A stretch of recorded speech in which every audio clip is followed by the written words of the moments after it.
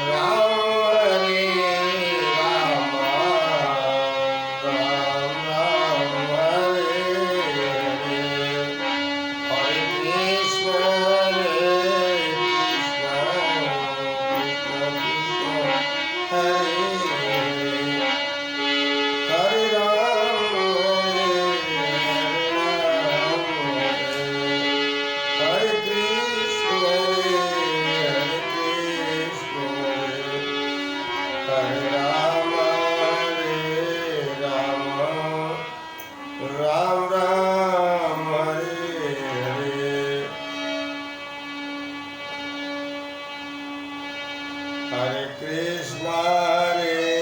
कृष्णा कृष्णा कृष्णा हरे हरे हरे राम राम राम हरे हरे हरे कृष्णा कृष्णा कृष्णा हरे हरे।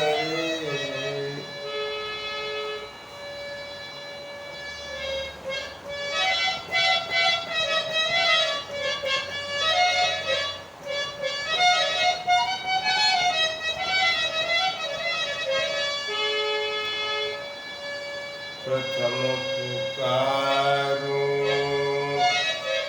अपने गुरु को, प्रथम पुकारूं अपने गुरु को, रोज ही सुबह शाम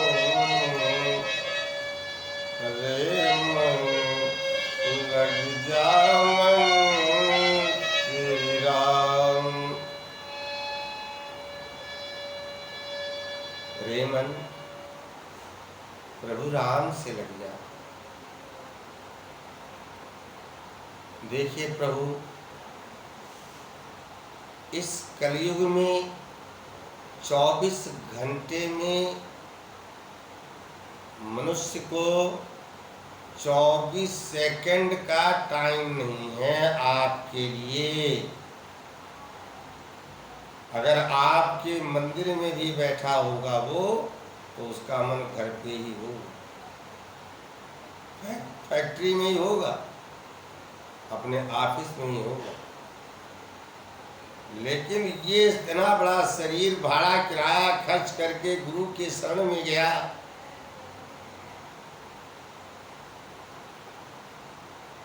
इसको तूने वहां बिठा दिया बेवकूफ बना करके। अब तन तो बैठा है मंदिर में और मन बैठा है घर में,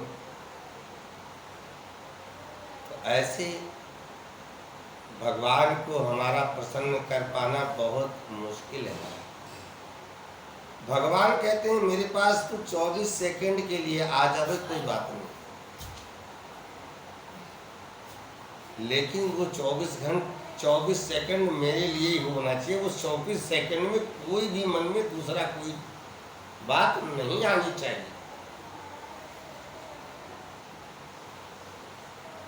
और दुख और सुख पा करके इस मानव को नहीं घबराना चाहिए। क्यों? कि दुख और सुख के स्वामी तो हमारा बैंक है कौन? स्वामी जी, हमारे प्रभु राम। क्योंकि इस तन को प्रभु राम ने बनाया, तो इस तन के मालिक प्रभु राम है।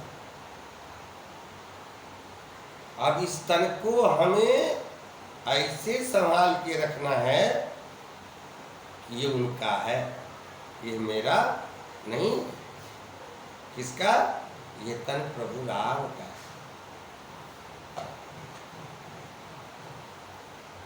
और ये जो सारा धन तेरे घर में रखा है, तेरी दुकान में रखा है, ये धन भी भगवान का है। इसको भी अगर कहीं खर्च करो तो भगवान के निमित्त में ज्यादा जान करके अपने धन को खर्च करो।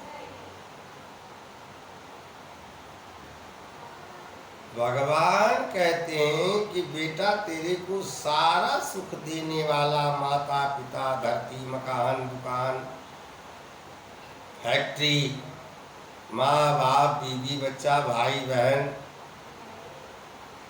इतना सब सुख आप हमको देने वाले,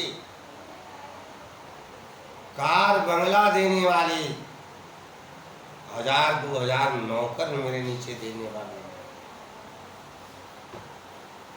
इतना सुंदर इस तन को बनाने वाले, 84 लाख योनि में जो टॉप की योनि भगवान के पास थी मानव की, वो मिली। तो हे प्रभु, ये सारा सुख मेरे को देने वाले आप कहाँ हो?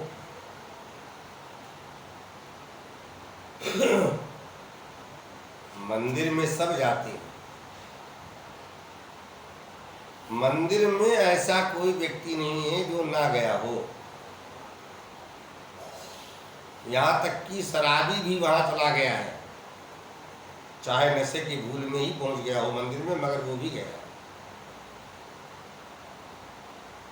लेकिन जितना लोग उस मंदिर में गए हैं, उनमें से कोई ऐसा ना गया होगा कि जो अपने लिए कुछ मांगने ना गया हो, अपने लिए सोच के ना गया हो। लेकिन भगवान के लिए वो कुछ सोच के नहीं गया, अपने लिए तो सोच के गया कि शादी करा दो, बच्चा दे दो, मकान दे दो, राजकाज दे दो, नाती दे दो, पोता दे दो। अब ये मांग तो किसके लिए रहा? ये सब उन्हीं के लिए मांग रहा है, अपने लिए नहीं मांग रहा। तो भगवान कहते हैं कि जब जीव को ये पता है, और किसी को पता हो ना हो पता, लेकिन मनुष्य को जरूर पता है। क्योंकि जब ये 4 कंधे पे जाता है तो जो आजू बाजू के लोग साथ में जाते हैं, रिश्तेदार वगैरह सब जाते हैं साथ में, उनके मुख से यही निकलता है कि भाई राम नाम सत्य है। तो सत्य का ही नाम राम है और राम का ही नाम सत्य है।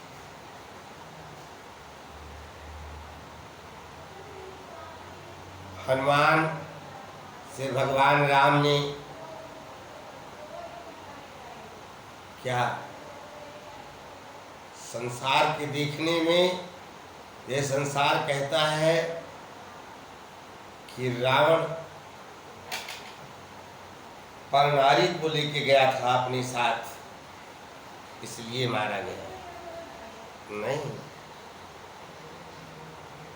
वो तो उसकी माँ थी।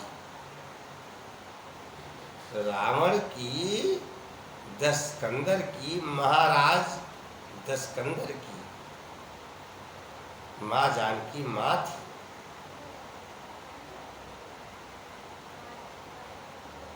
वो दुनिया को तो दिखाने के लिए रावण ऐसा था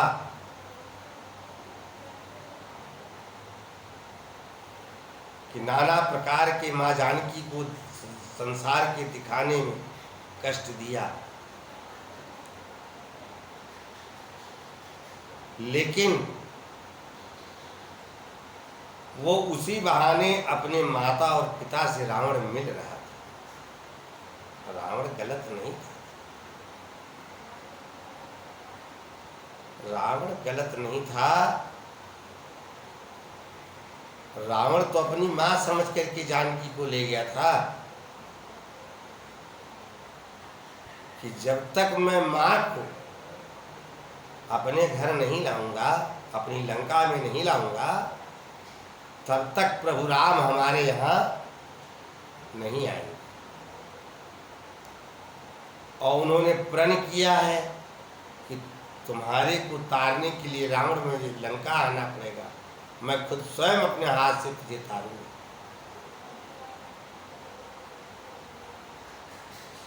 तो ये बात भगवान राम जानकी से पहले ही कह देते।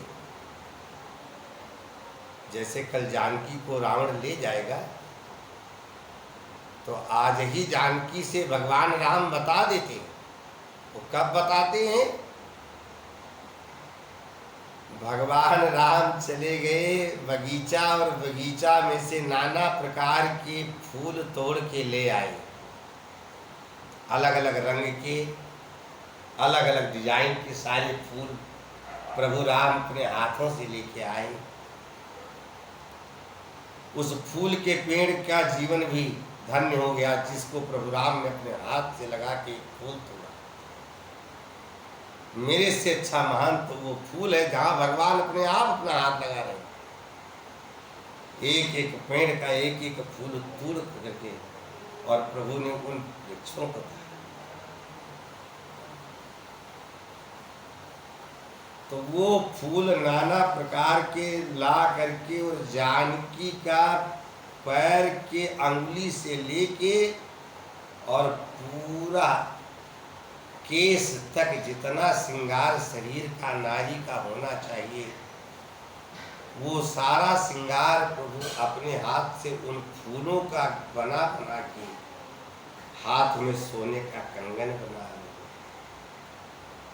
गले में हार बना रहे, कमर में करधनी बना रहे, पैर में पौजेब बना रहे, अंगुली में बिछुआ बना रहे।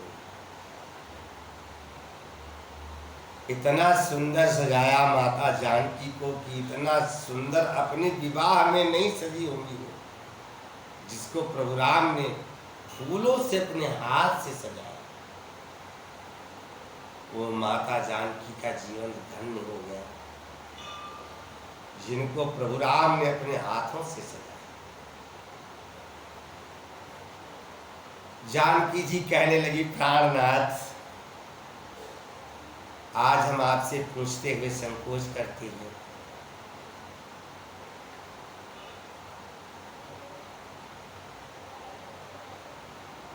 कौन कहता है? जानकी जी प्रभु राम से कहती है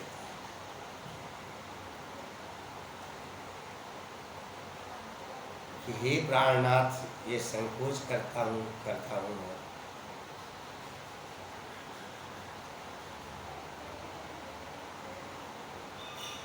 आज इतना दिन मेरे विवाह को हो गया, लेकिन कभी भी आपने अपने हाथ से कभी माथे की बिंदी तक नहीं लगाई, और आज मेरा इतना श्रृंगार बन के अंदर कर रहे।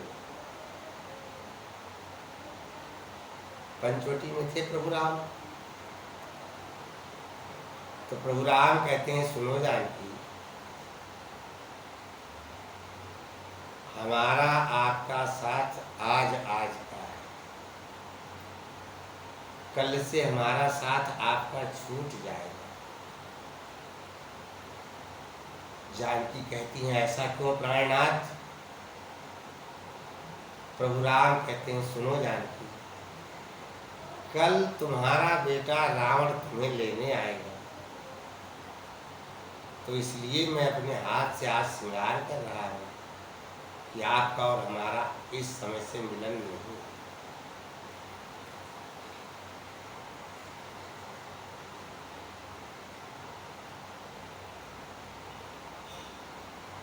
इतने में ही इंद्र का बेटा जयंत आता है उधर से, और माँ के पैर में जहाँ बिंदी लगी हुई होती है मेहावर की, वहाँ पे जयंत कौवा बन करके, कौन? इंद्र का बेटा जयंत कौवा बन करके, और अपने मन में कहा मैं तो इनकी परीक्षा लेने आया था, अगर ये भगवान होते तो आज एक नारी की इतना श्रृंगार अपने हाथ से करते, ये तो प्रभु नहीं। तो उनको चेक करने के लिए माता जानकी को एक चोंच मारा हुई बिंदिया पे, और उतना चमड़ी लेके चला गया जयंत कौवा। खैर ये लंबी, अगर हम पीछे जाएंगे तो थोड़ी कहानी लंबी हो जाएगी, लेकिन वो जयंत पहले तो अपने पिता इंद्र के पास गया और कहा हे पिता बचाओ।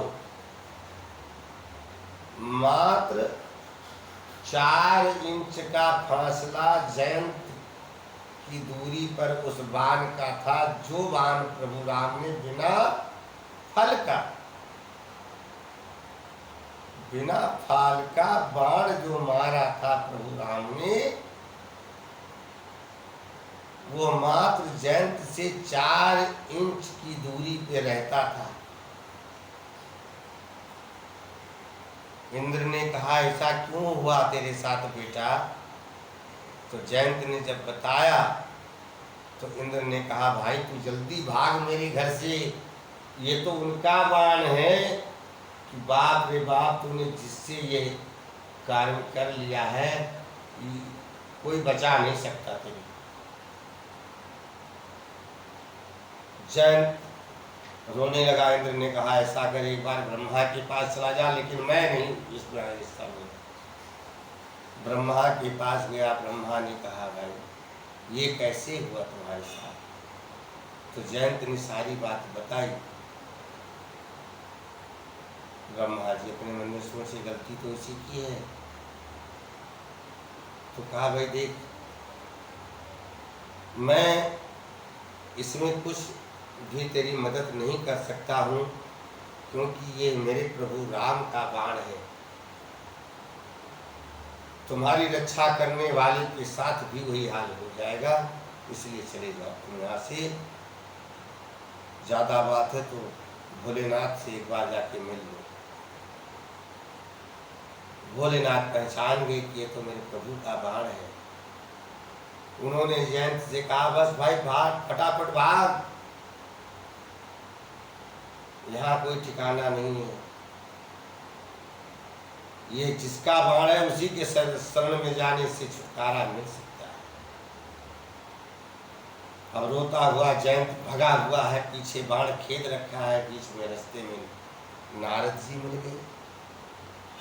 नारद जी कहने लगे ये क्या हुआ जयंत तेरे को?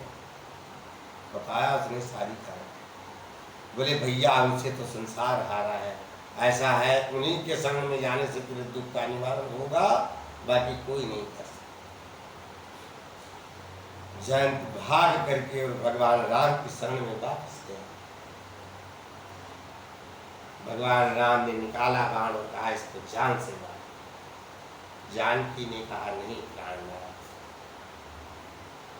इसे और कोई कष्ट दे दो, बाकी किसी के जीव के। प्रभु राम ने इसको एक आंख का काना कर दिया जयंत। देखिए वो जो कौवा होता है ना, जिसके जुल्फी होती है, बाल होते हैं सर पे, तो बार बार ऐसे ऐसे करता है, वो एक आंख का काना है। जयंत सीधा नाम।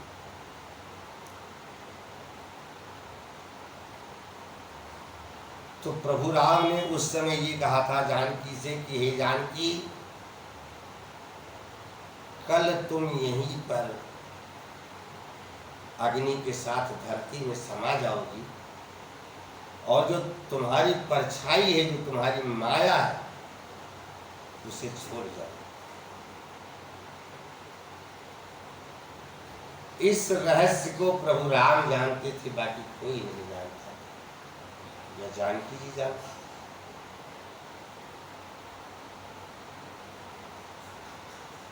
तो रावण अगर जानकी जी को लंका ले गया तो अपनी माँ को जान के ले गया। दासियों को कष्ट देने के लिए रखा था, लेकिन रावण को ये पता था कि वो मेरी माँ है, उसको ये लोग इतना कष्ट ऐसा नहीं दे सकते। तो एक हिसाब से दासियों को भी रावण ने उनकी रक्षा के लिए रखा हुआ था।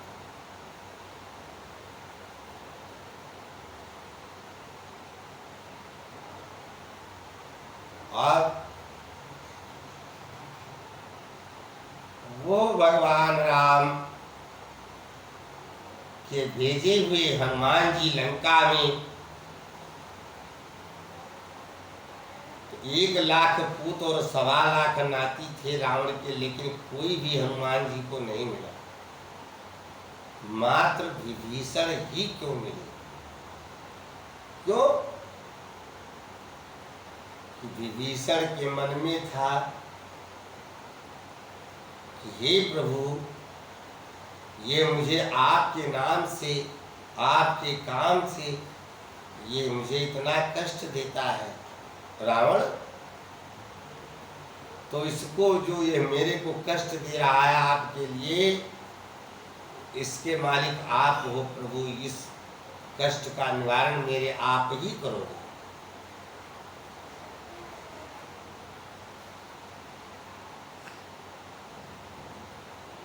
भगवान राम की लीला कहाँ से कहाँ तक कही जाए, आदि से अंत तक कहते लिखते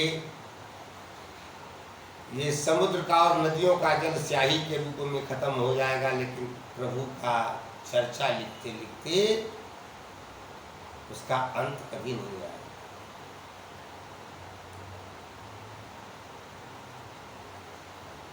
संसार कहता है कि राम दशरथ के बेटे हैं, लेकिन ज्ञानी पुरुष कभी इस बात को नहीं कहेंगे कि राम दशरथ के बेटा है। भाई यहाँ किस राम की चर्चा हम कर रहे हैं? हम तो उसी राम की चर्चा कर रहे हैं। कौन से? कि अगर आज एक 20 बाई 20 का कमरा बनाना हो, कितना हो बड़ा से बड़ा इंजीनियर बुला लो और पूछ लो, उससे ये कह दो कि भाई 20 बाई 20 का कमरा तो बनेगा, लेकिन दीवार कोई भी नहीं होगी,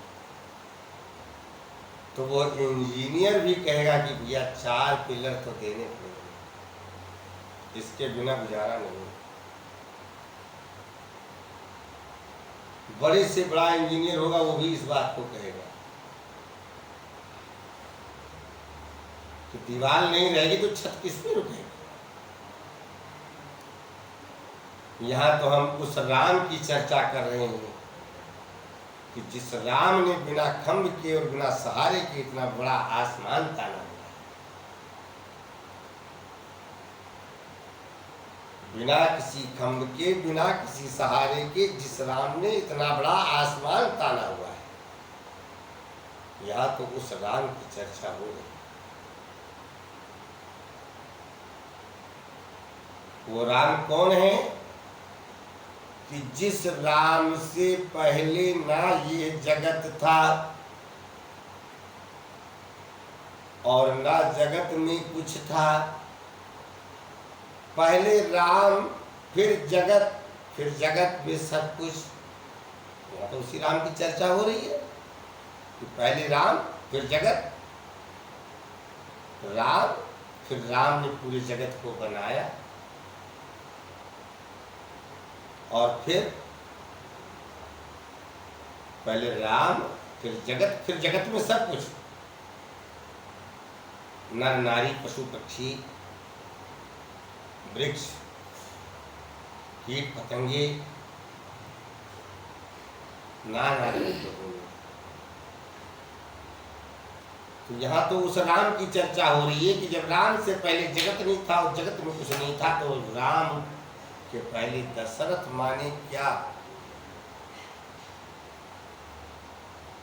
सत्य तो ये है कि दशरथ ही राम के बेटा हैं।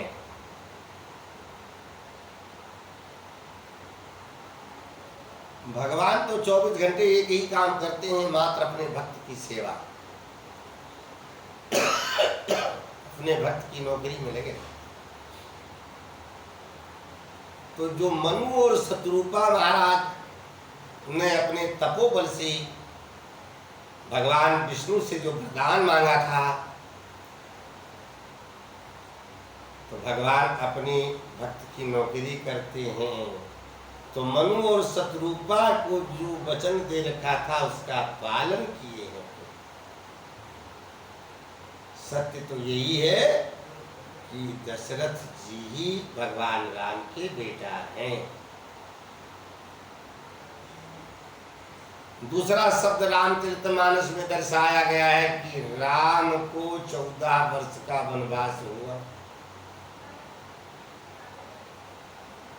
अब जरा सोच के देखो कि जब प्रभु राम हमारे कण कण में व्यापक है, कण कण में रह रहे हैं,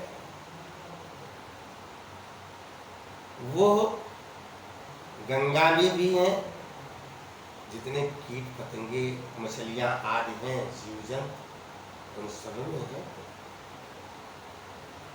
और वहां से लेके पृथ्वी के ऊपर चलने वालों से लेके और आसमान और पृथ्वी के बीच में उड़ने वालों तक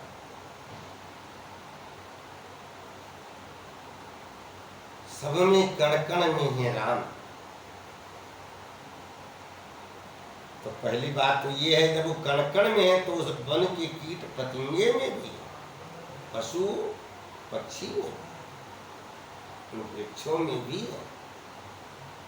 तो जब वो वहां पर हैं तो राम को वन गमन कहा हुआ। एक बात तो ये जो सत्य है कि जब राम कण कण में हैं तो जो वनवास हुआ उस वनवास के अंदर जो पशु पक्षी जीव जंतु कीड़ा पतंगे वृक्ष आदि हैं उनमें राम नहीं है। तो जब भगवान राम कण कण में व्यापक हैं तो उनको वन कैसा और राज कैसा। एक बात तो ये यहाँ खत्म। दूसरी बात, जिस भगवान राम के साथ उनकी पत्नी श्री जानकी जी शोभित हो और जिसका लक्ष्मण जैसा भाई 24 घंटा जागृत रहकर पहरा देने वाला साथ हो, तो उसे वन कैसा वन हुआ था। सत्य दर्शा रहा है, वन हुआ था। वन किसको हुआ था? वन भरत को। कि जो भरत अयोध्या में रहकर भी और अयोध्या के बारे में नहीं जानते, क्यों कि उन भरत का मन उन प्रभु राम भैया के चरणों में जो वह खड़ाऊ प्रभु राम दिए थे, उस खड़ाऊ में भरत का मन और तन कहाँ है? धरती में भी भरत ने खड्डा बनाया, नीचा बनाया, अपने शरीर के जितना पूरा गड्ढा खोद डाला और उसमें कुश को बिछा करके और उसी कुशासनी पे भरत 14 वर्ष तक प्रभु राम के चरणों को ही देखते रहे। उन्हें अयोध्या के बारे में कुछ नहीं लगा। तो वन हुआ था। वन किसको हुआ था? प्रभु राम को वन नहीं हुआ था, बल्कि भरत को वन हुआ। जो भरत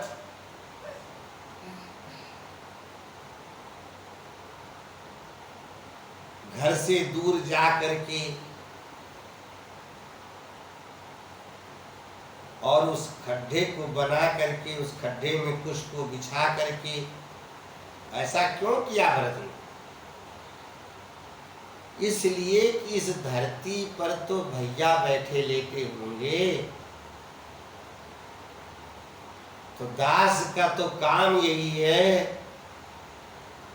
कि अपने प्रभु के, अपने गुरु के, अपने पिता के, अपने बहन के, अपने से बड़ों के नीचे बैठे।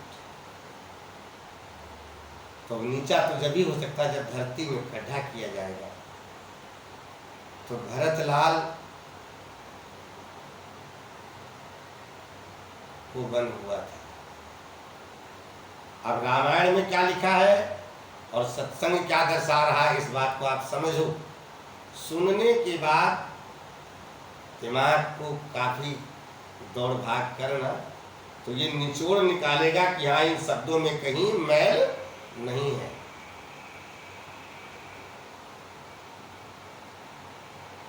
तीसरा लिखा है